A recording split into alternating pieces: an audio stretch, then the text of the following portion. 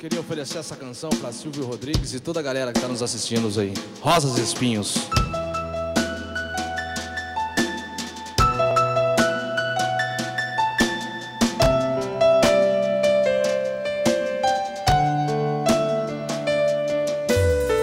Os que trilhavam caminhos floridos que estão presentes, rosas e orquídeas são belezas de se ver, pois são presente de Deus. Mesmo que em rosas lindas hajam espinhos e me perfurem, eu os apanho para ofertar o amor que me salvou. Rosas perfumam, espinhos machucam, mas foram os espinhos que coroaram a vitória do Rei dos Reis.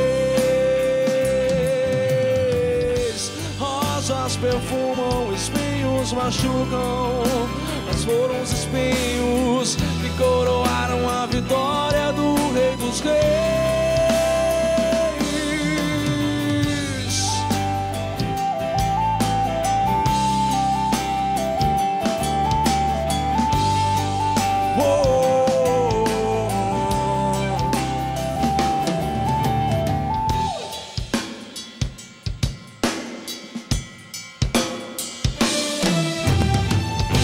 Rosas perfumam, espinhos machucam, mas foram os espinhos que coroaram a vitória do Rei dos Reis.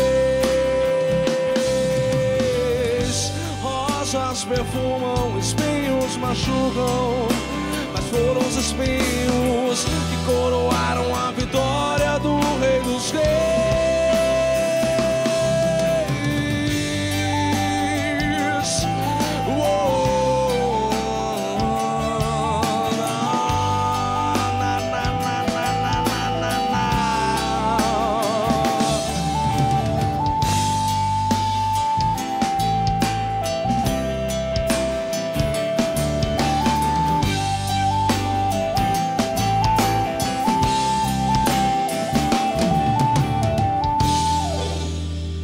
Unidade 2 aqui no Revolução Jesus, mas agora é hora da gente ouvir um santo de calça jeans que também vem nos ensinar a sermos santos de calça jeans. Nosso querido Padre Demétrio vem falar para nós sobre unidade na diversidade. Confere aí.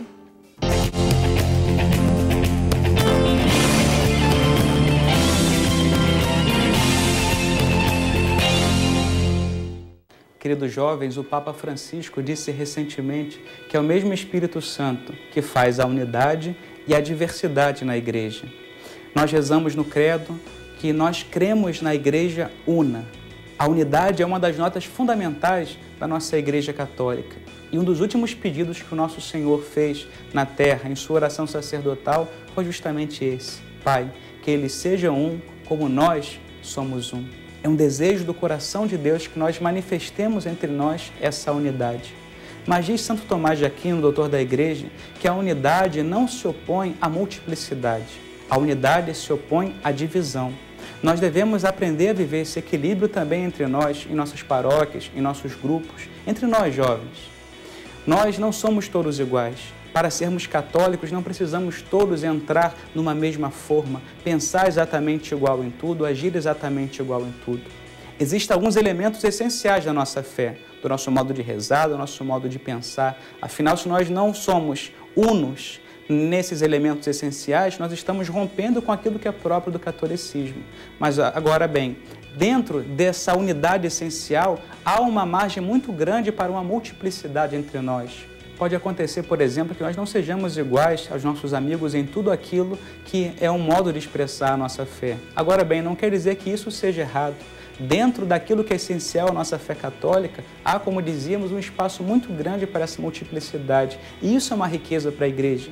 É bom que nós não sejamos todos homens compostos numa mesma forma, porque isso faz com que nós nos enriqueçamos mutuamente. Cada um de nós, ao seu modo, vai expressando uma das riquezas inesgotáveis do Evangelho e vamos nos complementando uns com os outros. Nós devemos fomentar em nós um coração católico, um coração que se dilate e onde caibam todas as pessoas, e saber viver essa liberdade dentro da igreja. Penso que pode ser um grande princípio para a nossa vida dentro da Igreja Católica, aquilo que Santo Agostinho dizia: no necessário, unidade. Aqui não podemos abrir mão. No acidental, liberdade. E em tudo, a caridade, que deve mover todas as nossas ações. Se a Igreja confirma as diversas espiritualidades dentro da Igreja, se a Igreja confirma a autenticidade de diversos carismas dentro da Igreja, quem somos nós para ensinar os pastores o que é certo e o que é errado? Tenhamos um coração católico onde caibam em nós todas as formas, todas as multiplicidades do modo de ser cristão dentro da Igreja Católica. Isso é ter um coração universal. Se você tem alguma sugestão de tema ou pergunta interessante para o nosso quadro, escreva para o nosso Twitter, @RevoluçãoJesus ou @PEDemetrio.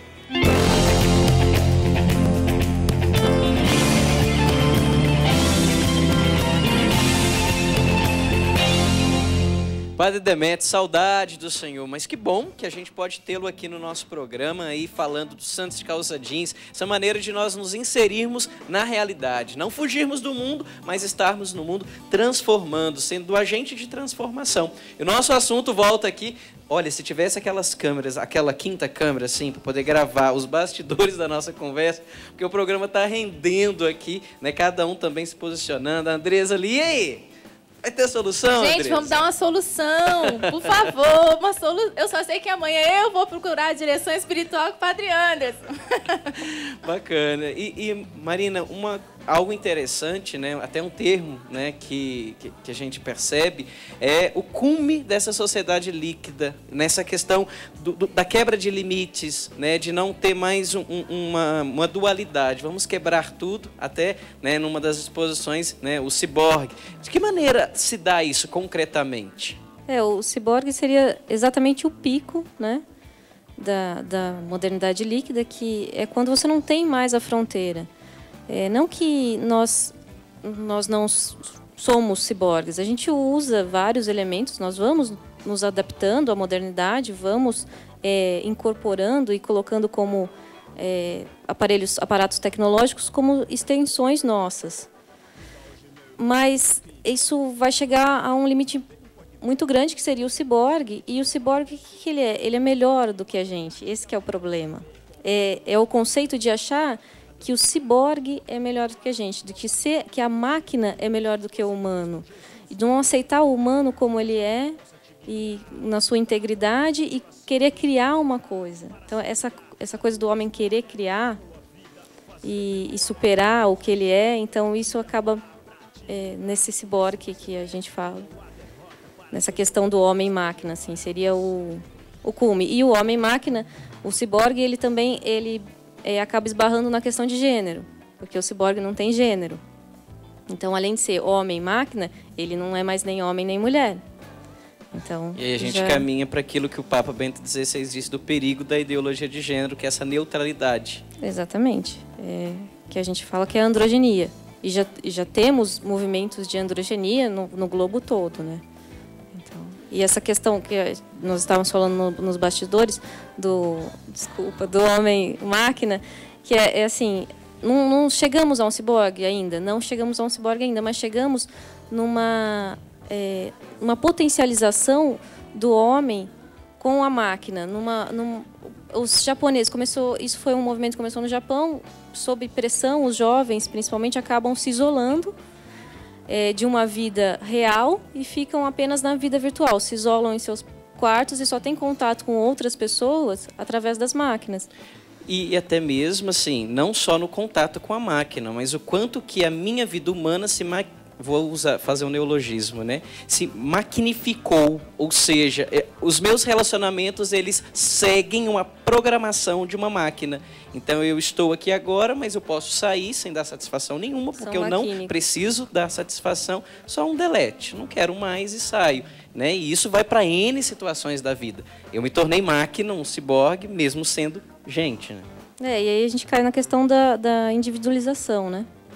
Que eu me preocupo só comigo mesmo. Tem toda uma realidade que essa realidade do ciborgue chega ao cume da questão da tecnologia, mas o que a gente vê muito é justamente essa simbiose que acontece muitas vezes, essa mistura com a outra pessoa. Eu não me aceito, eu não me respeito e por isso eu quero ser igual a Andresa, eu me misturo com a Andresa. E a gente sabe que o caminho de felicidade, o caminho de realização pessoal, a gente conversava um pouco sobre isso aqui, está justamente em aceitar o que eu sou e ser inteiro. Em abraçar com interesse aquilo que eu sou. Então, as minhas virtudes, os meus limites, e abraçar aquilo que eu sou e não ficar me misturando, porque senão começa com as pessoas. Uma então... busca por um ideal interminável, né? E que está sempre em construção, esse novo ideal. Tanto esteticamente como psicologicamente, toda hora tem uma novidade, você nunca termina de se construir. Eterno vir a ser, né? E passo a passo, porque é a partir de um relacionamento, que pode ser virtual, depois é o celular, que faz parte da minha vida. Isso aí vai chegando a extremos de eu querer trazer para a minha realidade coisas que não me pertencem, que parte desde emoções e desde realidades até coisas concretas. E a gente vai chegar nesses extremos. Padre, a gente já explanou bastante sobre o assunto, mas agora eu queria saber qual é o desafio do jovem católico frente a essa realidade e qual é a resposta que ele pode, que ele tem que dar para alcançar a solidez e para fugir dessa liquidez. Um caminho seria justamente o resgatar os fundamentos. Se fala de uma sociedade líquida, significa que não tem fundamento, que não tem base, né? Então, é o resgate da base, daquilo que é fundamento, daquilo que sustenta, daquilo que nós podemos não apenas confiar, mas que nós podemos nos configurar, né? Nós até falávamos, o maior desafio é o aceitar você mesmo, ao aceitar você como que você é. Esse é o maior desafio que temos. Dentro de uma realidade onde nós falamos do catolicismo, nós temos três bases, três colunas, três fundamentos, né?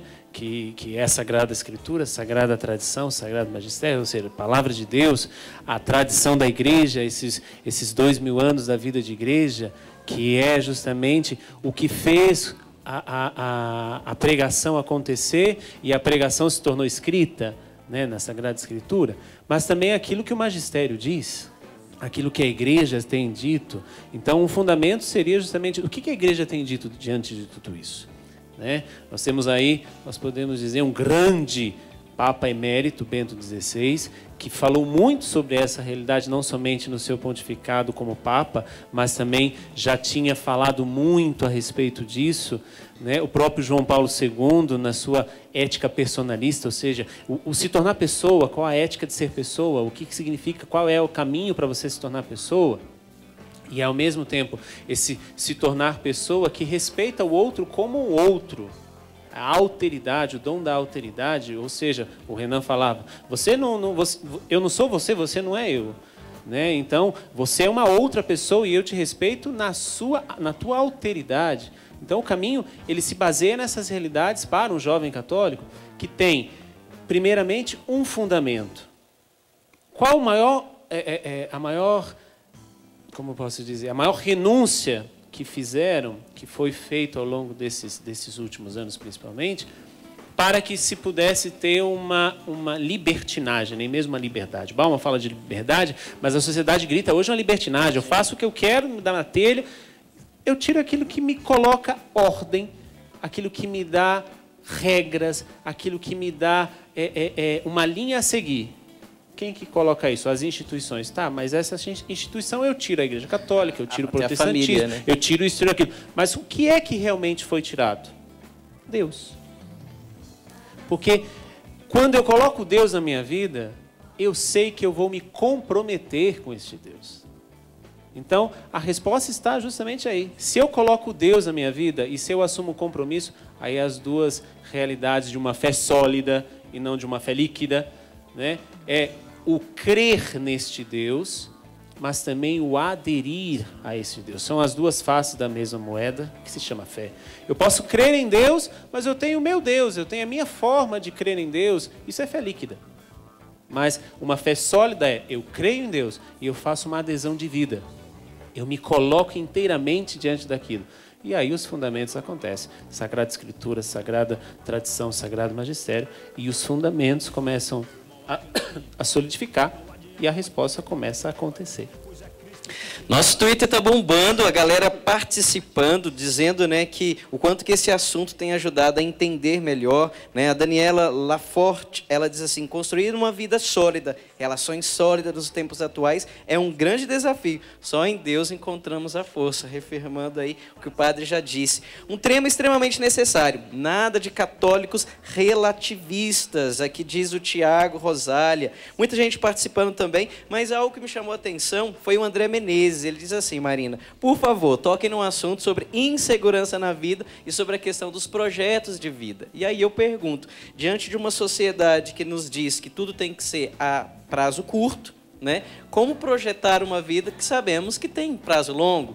Para eu me tornar psicólogo só depois de 5 anos, para me tornar um comunicador 4, e aí vai, tem prazo, a vida tem processos, mas como me inserir nessa realidade? Eu acredito que nós temos pesos aí. Eu acho que em algumas questões da vida você tem que manter os valores. Mas para você conseguir um emprego, você tem que ser rápido. Você tem que se adequar ao que está acontecendo hoje. Você tem que entrar na dança. Então, eu tenho que saber de tudo? Eu tenho que saber de tudo. Mas eu tenho que ter uma família sólida. Sabe? Eu acho, acreditar que eu tenho limites, saber que eu tenho limites, saber, mas conhecer o que acontece na sociedade. Fazer projetos de vida é difícil hoje, é difícil, mas alguns sonhos, algumas esperanças, elas são necessárias. Senão você fica sem norte, você fica sem chão mesmo. Um pouquinho de esperança é bom para todo mundo, é necessário. Então, olha, eu quero o sonho de construir uma família, o sonho de ter um emprego estável, mas que não te sugue, porque hoje o que acontece, as pessoas elas trabalham demais. Esses dias eu estava fazendo as contas, você trabalha 8 horas, tá? Perde 4 no trânsito e o resto você dorme. Toma banho, escova os dentes e come. E que tempo você tem para se relacionar? Então, o mundo exige também. Só que não dá para deixar a sua vida se esvaziar de sentido por causa disso. O Bauman tem uma frase que é: ser humano é ter esperança. Então, é justamente essa realidade que, na teoria, o Bauman apresenta, uma realidade que Jesus Cristo já pregava lá atrás e que, por exemplo, o questionamento de segurança e liberdade, em Deus a gente se encontra nessa realidade toda da insegurança que as pessoas têm hoje, porque elas ficaram sem referência. Exatamente. Então, se você quer solidificar a sua vida, vamos começar a dar respostas, né, Andressa? Se você quer solidificar a sua vida, se você quer ter base concreta naquilo que você coloca como objetivo para a sua vida, você tem que se agarrar sobre aquilo que não passa. Não dá para ficar agarrando a sombra da moda que leva para um lado para o outro. Não dá para você pegar uma fé de supermercado, por exemplo, que eu pego o que me agrada. Não dá para construir uma vida com fragmentos, né? Sim. Com momentos. A vida não é carpe diem só. Né? Ou abraça tudo ou não abraça nada. Não dá para. Essa é a grande realidade que a sociedade. Escolha e renúncia em alguns momentos. E rapidamente, na opinião de vocês, essa teoria trouxe algo de bom para o jovem cristão? Eu vejo que a teoria ela veio apenas dar um nome a uma consequência da sociedade. Digamos assim, claro que houve uma grande serventia naquilo que foi o termo, o ser líquido, né? Mas ele traz justamente o quê? Ele conseguiu dar nomes, né? Uma vez que conseguiu dar nome, a gente pode começar por aí uma busca dessa solidificação. Então, essa teoria, como você disse, trouxe um nome, é líquido. Mas uma vez que é líquido, para começar, né, para que o jovem comece a buscar respostas através dessa teoria, o que precisa ser mais líquido em mim? Onde que eu preciso ser mais líquido? Não, desculpa. Onde é que eu preciso ser mais sólido para me tornar por inteiro? O que eu posso fazer para que a sociedade se torne uma sociedade sólida? O que eu posso fazer para que a pessoa que está ao meu lado se torne uma pessoa mais sólida? O que eu posso fazer para que o mundo se torne um pouco mais sólido? Porque é uma fase da história que nós estamos vivendo. Só que essa fase da história ela é decorrente de muita coisa que o jovem hoje sofre, apenas as consequências. Os seus pais, os seus avós foram aqueles, não que a gente quer culpar ninguém, mas foram aqueles que projetaram esse ser líquido. E o jovem hoje precisa responder primeiramente com uma consciência. Você é um ser por inteiro, e você só vai ser um ser por inteiro quando você for inteiro em todas as coisas que você faz. Marina, e para você, como que o jovem, né, no mundo acadêmico, o jovem no mundo de trabalho, ele também pode, né, ir criando valores sólidos? Você disse da questão do trabalho, precisamos nos adaptar, sempre, precisamos nos adequar. Mas há também uma necessidade de personalidade, de identidade. No mundo tanto de genérico, o diferencial é aquele que se assume. Mas qual o caminho a seguir?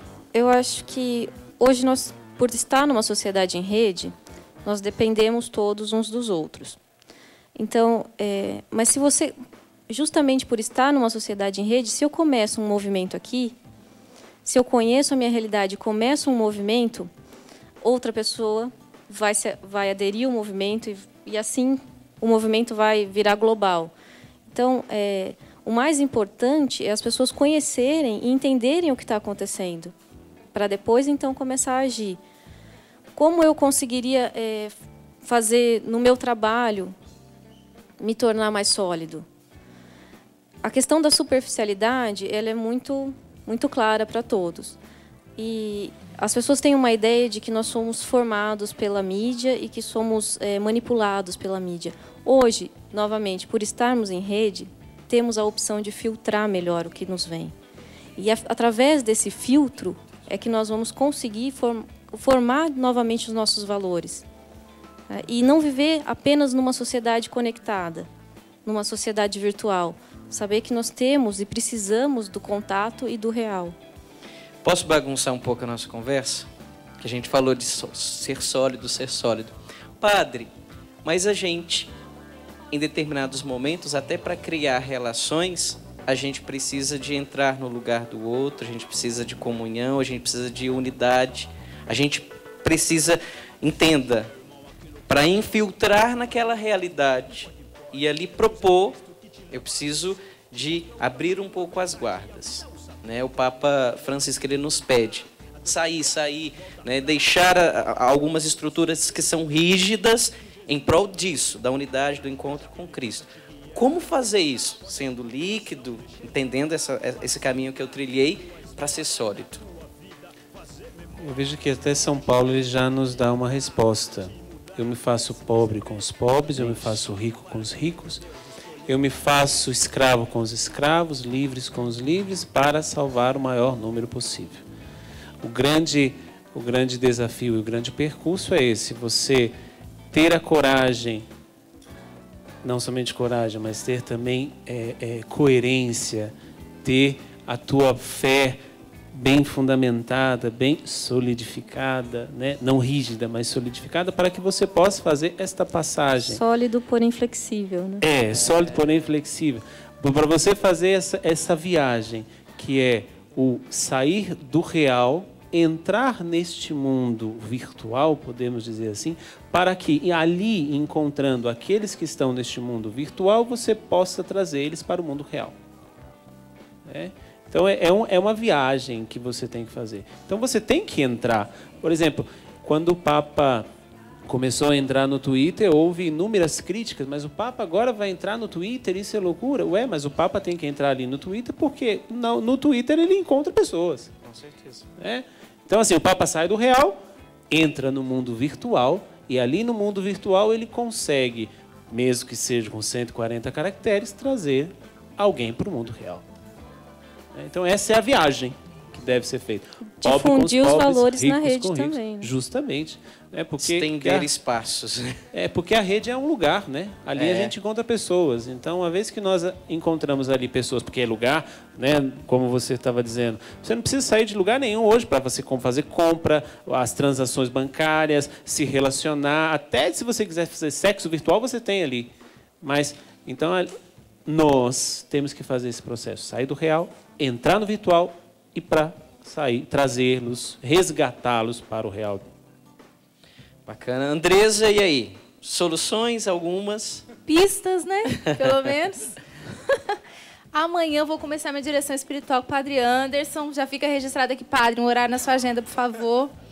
Mas quando a gente trabalhou esse tema na Faculdade Canção Nova, nas aulas da professora Marina, entre nós, alunos da faculdade, outros que não são da faculdade, mas entre nós essa perplexidade de perceber onde nós estamos, onde nós chegamos, né? E aí fica essa pergunta, mas para onde eu devo ir? Qual é o caminho? E o padre deu boas pistas para nós de buscar essa solidez, enraizar a nossa fé e buscar os valores, buscar o que está na base da nossa vida. A gente precisa retomar isso, né? Mas agora a gente vai de música, chega de blá, blá, blá, né? Vamos de música, então, unidade 2 aqui no Revolução Jesus. A gente quer oferecer essa canção para toda a galera da fanpage da Revolução Jesus, da unidade 2 também. Vamos lá, fica ligadão. Se chama Luz do Mundo.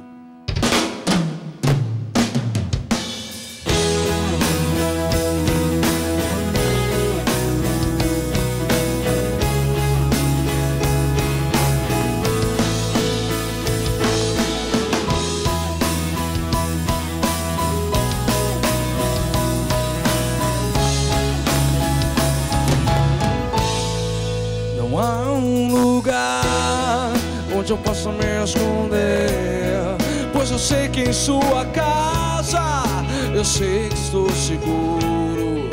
Não há um lugar onde eu vá sobreviver, pois eu sei que todo dia eu preciso de você.